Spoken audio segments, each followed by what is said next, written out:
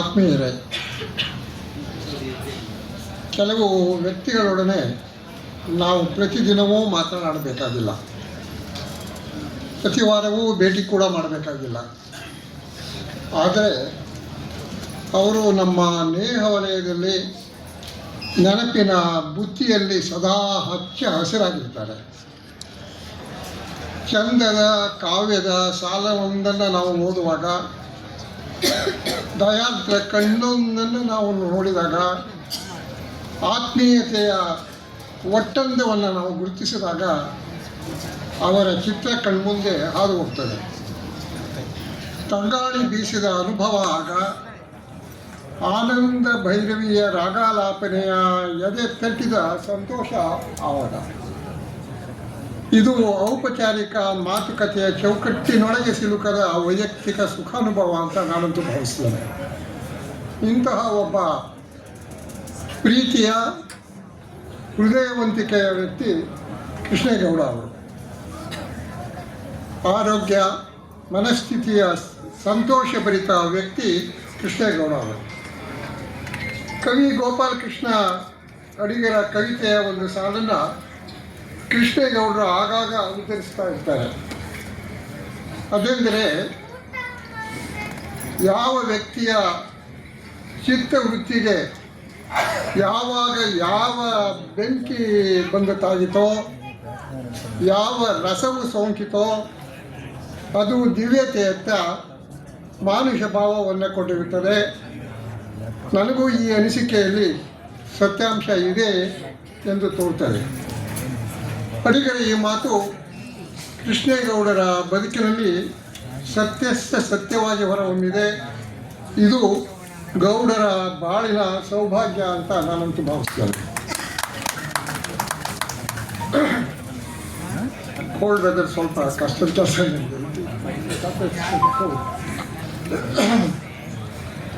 ಕೃಷ್ಣೇಗೌಡರ ವ್ಯಕ್ತಿತ್ವವನ್ನು ಮಾತಿನ ಶಬ್ದಗಳಲ್ಲಿ ಪರಿಚಯಿಸುವುದು ನನಗಂತೂ ಒಂದು ರೀತಿಯಲ್ಲಿ ಬೆಟ್ಟಕ್ಕೆ ಕಲ್ಲು ಹೊತ್ತಂತೆ, ಕಡಲಿಗೆ ನೀರು ಹಾಯಿಸ್ತಂತೆ.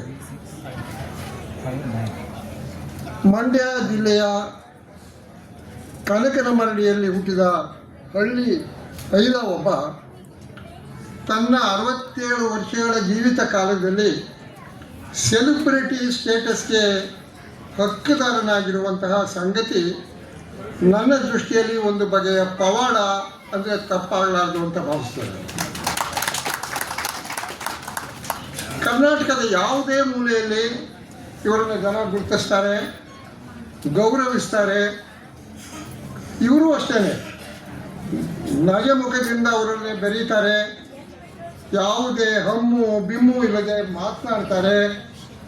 ಸಾಮಾನ್ಯರಲ್ಲಿ ಸಾಮಾನ್ಯರಾಗಿ ವ್ಯವಹರಿಸ್ತಾರೆ. ಸರಳತೆಯ ಚಂದ ಚಿತ್ರಕ್ಕೊಂದು ಸುವರ್ಣ ಚೌಕಟ್ಟು ಇರುವ ಹಾಗೆ ಗೌಡರ ಒಡನಾಟ ಮತ್ತು ಸಹವಾಸ. ಕೃಷ್ಣೇಗೌಡರು ಕನ್ನಡದ ಖ್ಯಾತವಾಗ್ಮಿ, ಅತ್ಯುತ್ತಮ ಭಾಷಣಕಾರರಲ್ಲಿ ಒಬ್ಬರು. ತಮ್ಮ ಅನುಪಮ ಭಾಷಾ ಶೈಲಿಯಿಂದ, ಚಿಂತನ ಧಾರೆಯಿಂದ, ಅಗಾಧ ನೆನಪಿನ ಚಿತ್ರಕ ಶೈಲಿಯಿಂದ ಕೇಳುಗರನ್ನು ಮೋಡಿ ಮಾಡಬಲ್ಲ ಅಸಾಧಾರಣ ಪ್ರತಿಭೆ ಕೃಷ್ಣೇಗೌಡ ಅವರು. ಇಂತಹ ಅನನ್ಯ ಶಕ್ತಿಯಿಂದ ಜನಮಾನಸದಲ್ಲಿ ವಿಶಿಷ್ಟ ಛಾಪನ್ನು ಅವರು ಅಚ್ಚಳಿಯದೆ ಮೂಡಿಸಿದ್ದಾರೆ ಎಂಬುದು ತಮ್ಮೆಲ್ಲರಿಗೆ ಈಗಾಗಲೇ ತಿಳಿದಿರುವಂತಹ ಸಂಗತಿ.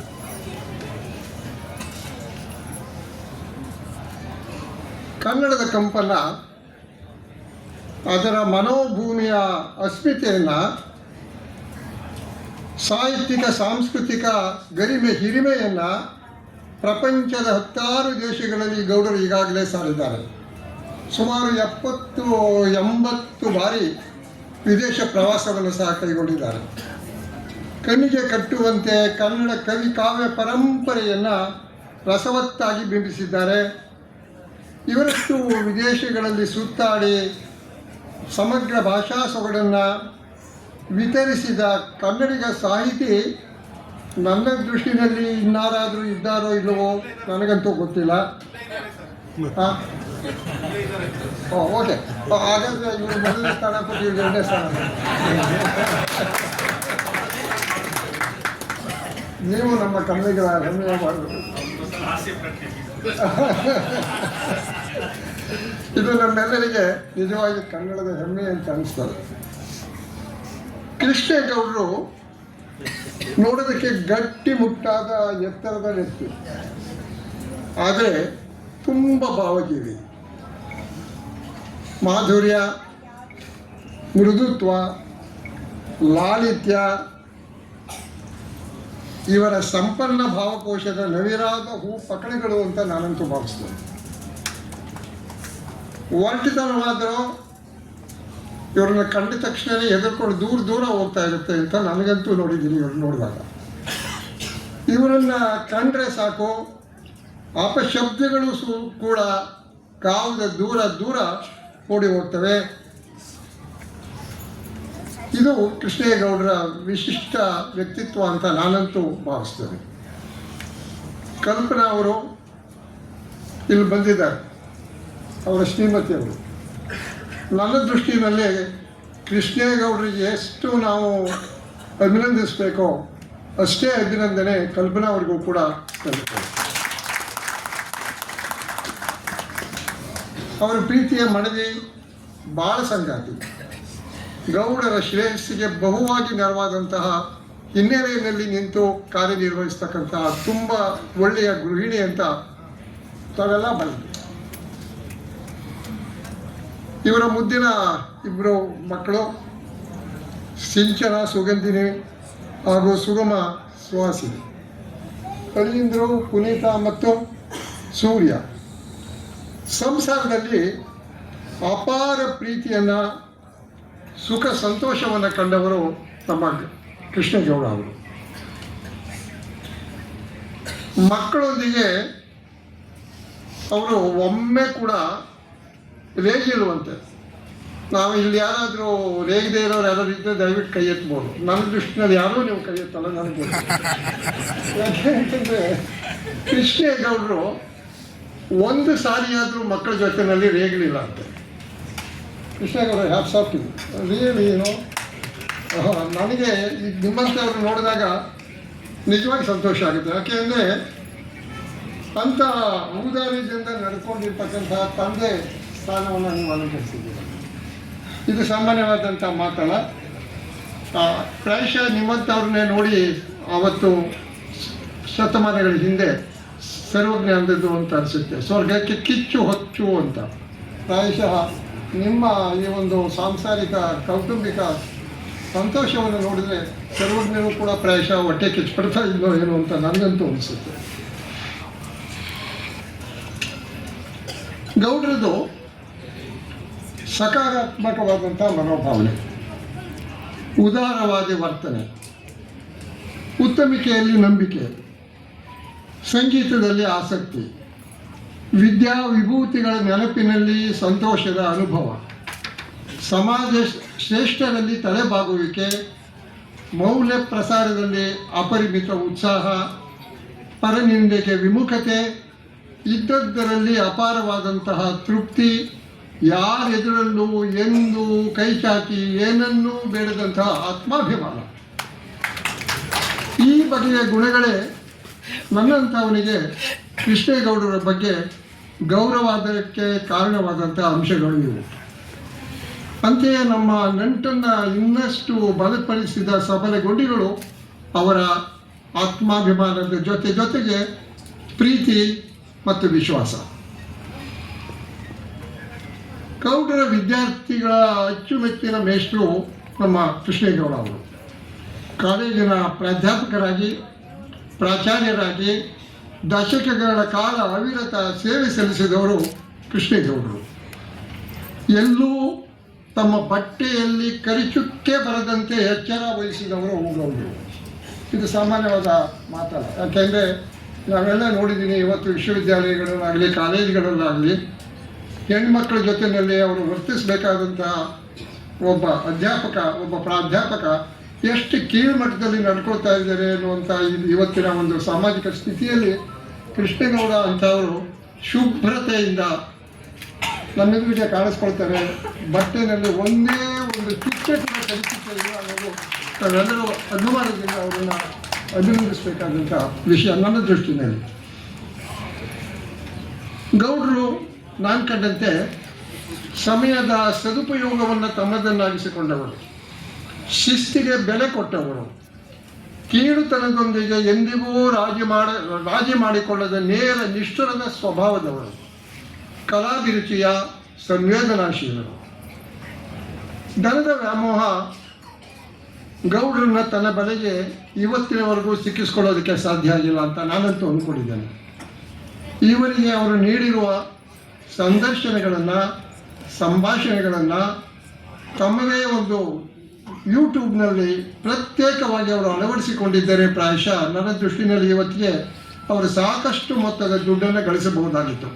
ಆದರೆ ಗೌಡರು ಈ ನಿಟ್ಟಿನಲ್ಲಿ ನಿರ್ಮೋಹಿಗಳು. ಆದ್ದರಿಂದಲೇ ಅವರು ಸದಾ ಸುಖಿ, ಅದೃಷ್ಟವಂತರು. ಮಾಡಿ ಮರೆಯುವುದಕ್ಕಿಂತ ಮಿಗಿಲಾದ ಸುಖಭಾವ ಯಾವುದಿದೆ ಹೇಳಿ? ಗೌಡರಿಗೆ ಈ ಒಂದು ವಿಶಿಷ್ಟವಾದ ಸಂತೋಷ ದಕ್ಕಿದೆ ಅಂತ ನಾನಂತೂ ಭಾವಿಸ್ತೇನೆ. ಕೃಷ್ಣಗೌಡರಿಗೆ ಕನ್ನಡ ಎಂದರೆ ಅದು ಬರಿಯ ಭಾಷೆಯಲ್ಲ, ಅದು ಈಗಾಗಲೇ ಹಲವಾರು ಹೇಳಿದ ಹಾಗೆ ಇದು ಅವರ ಸರ್ವಶಕ್ತಿಯ ಮೂಲ. ಅವರೇ ಹರಿಯಾಣಿನೊಂದಿಗೆ ಎಲೆಗಿಳಿದದ್ದು ಅವರೇ ಸ್ಪಷ್ಟಪಡಿಸಿರುವಂತೆ ಅವರ ಭಾವನೆಗಳೆಲ್ಲ ಆಕಾರಗೊಳ್ಳುವುದು ಅಚ್ಚ ಕನ್ನಡದಲ್ಲಿ. ಅವರ ಚಿಂತನಧಾರೆ, ನಿಲುವು ಧೋರಣೆಗಳು ಏನಿವೆಯೋ ಅವೆಲ್ಲ ಕನ್ನಡದ ಫಲಶ್ರುತಿಗಳೇ. ತಮ್ಮ ದೇಶೀಯ ರುಚಿ ಅಭಿರುಚಿಗಳನ್ನು ಅದರ ತಾಜಾತನದಲ್ಲಿಯೇ ಉಳಿಸಿಕೊಂಡು ಬೆಳೆಸಿಕೊಂಡು ಬರುತ್ತಿರುವುದು ಗೌಡರ ಬರಹದ ವೈಶಿಷ್ಟ್ಯ. ಗೌಡರ ಗುರುಗಳಾದ ವಿದ್ವಾಂಸ ಪ್ರೊಫೆಸರ್ ಎನ್ ಬೋರ್ಲಿಂಗಯ್ಯ ಅವರು ಉಲ್ಲೇಖಿಸಿರುವ ಕೆಲ ಸಾಲುಗಳು ಹೀಗಿವೆ. ಕೋಟ್: ಕೃಷ್ಣೇಗೌಡರು ಅತ್ಯಂತ ಸೊಗಸಾದ ಗೃಹಸ್ಥ ಧರ್ಮ ಗಂಧವನ್ನು ತೆಗೆಯುತ್ತಲೇ, ನೆರೆಯನ್ನು ಹೊರೆಯುವ ಜೀವನ ಪ್ರೀತಿಯನ್ನು ತುಳುಕಿಸುತ್ತಲೇ, ಧರ್ಮಾರ್ಥ ಕಾಮಗಳನ್ನು ವಿನಯ ವಿವೇಕಗಳ ಕನ್ನಡತೆಯಲ್ಲಿಯೇ ಅನುಭವಿಸುತ್ತಾ ಒಂದು ಧ್ವನಿಪೂರ್ಣ ಭಾರತೀಯ ಕುಟುಂಬ ಪ್ರತಿಭೆಯನ್ನು ಕಳೆದು ನಿಲ್ಲಿಸಿರುವ ಕನ್ನಡದ ಕಣ್ಮಣಿ ಅನ್ಕೋ. ಇದೀಗ ಲೋಕಾರ್ಪಣೆಗೊಂಡ 4 ಕೃತಿಗಳ ಶೀರ್ಷಿಕೆಗಳು ಅತ್ಯಂತ ಆಕರ್ಷಕವಾಗಿದೆ. ತಳವಾರ್ ಅವರು ಈ ಕೃತಿಗಳ ಬಗ್ಗೆ ವಿಶದವಾಗಿ ತುಂಬ ರಸಪೂರ್ಣವಾಗಿ ಮಾತಾಡಿದ್ದಾರೆ. ಆದ್ದರಿಂದ ಆ ವಿಷಯ ಕುರಿತು ನಾನು ಇಲ್ಲಿ ಮಾತನಾಡಬೇಕಾದ ಅವಶ್ಯಕತೆ ಇಲ್ಲ ಅಂತ ಅಂದ್ಕೊಂಡಿದ್ದೀನಿ. ಈ 4 ಕೃತಿಗಳಲ್ಲಿ ಒಟ್ಟು 171 ಅಂಕಣ ಲೇಖನಗಳಿವೆ. ಇಲ್ಲಿನ 1060 ಪುಟಗಳಷ್ಟು ಗಾತ್ರದ ಕೃತಿಗಳು ಈ 4. ಒಂದೇ ಸಮನೆ ಓದಿಸಿಕೊಂಡು ಹೋಗುವ ಸರಳ ಲಲಿತ ಸುಭಗ ಶೈಲಿಯ ಕೃತಿ ಇವಾಗಿವೆ. ಅವರ ಅಪಾರ ಸಾಹಿತ್ಯ ಅಧ್ಯಯನ, ಲೋಕಾನುಭವ, ಚಿಕಿತ್ಸಕ ವಿಶ್ಲೇಷಣಾತ್ಮಕ ವಿಷಯ ಪ್ರತಿಪಾದನೆ, ವಿಶಿಷ್ಟ ಪದಪುಂಜಗಳ ಬಳಕೆ, ಗ್ರಾಮೀಣ ಪರಿಸರದ ಸುಂದರ ಚಿತ್ರಣ ಇವೆಲ್ಲ ಈ ಕೃತಿಗಳ ಮೌಲ್ಯವನ್ನು ಅಸಾಧಾರಣ ಎನಿಸಿವೆ ನನ್ನ ದೃಷ್ಟಿಯಲ್ಲಿ. ಹಲವಾರು ವ್ಯಕ್ತಿಗಳನ್ನು ಕುರಿತಂತೆ ಗೌಡರು ಮನೋಭಿತ್ತಿಯಲ್ಲಿ ಕೆಲ ಸುಂದರ ಕಲ್ಪನಾ ಗೆರೆಗಳು ಇಲ್ಲಿ ಮೂಡಿ ಬರ್ತವೆ. ಅವರ ಒಡನಾಟದ ಅನುಭವ ದ್ರವ್ಯ ಬಣ್ಣ ಬಣ್ಣದ ಚಿತ್ತಾರಗಳಾಗಿ ಕಂಗೊಳಿಸ್ತವೆ. ಇಂತಹ ವ್ಯಕ್ತಿ ಚಿತ್ರಗಳು ಕನ್ನಡ ಮನಸ್ಸುಗಳಿಗೆ ಸದಾ ಸ್ಫೂರ್ತಿಯನ್ನು ನೀಡುತ್ತವೆ. ಇಲ್ಲಿರುವ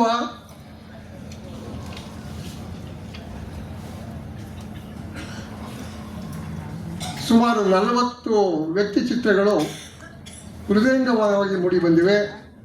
ತಾವು ಗೌರವಿಸುವ ಮಹನೀಯರನ್ನು ಅವರು ನಮಗೆ ಪರಿಚಯಿಸಿರುವ ರೀತಿ ನನಗಂತೂ ತುಂಬ ಖುಷಿ ಕೊಟ್ಟಿದೆ. ಆಯಾ ಪಾತ್ರಗಳ ನಿಚ್ಚಲ ಅಂತರಂಗ ದರ್ಶನ, ಮೌಲಾಧಾರಿತ ಬದುಕಿನ ಹೊಳವು ಹಾಗೂ ವೈಯಕ್ತಿಕ ನಿಲುವು ಒಲವು ಇಲ್ಲಿ ಸಶಕ್ತವಾಗಿ ಚಿತ್ರಿತವಾಗಿವೆ.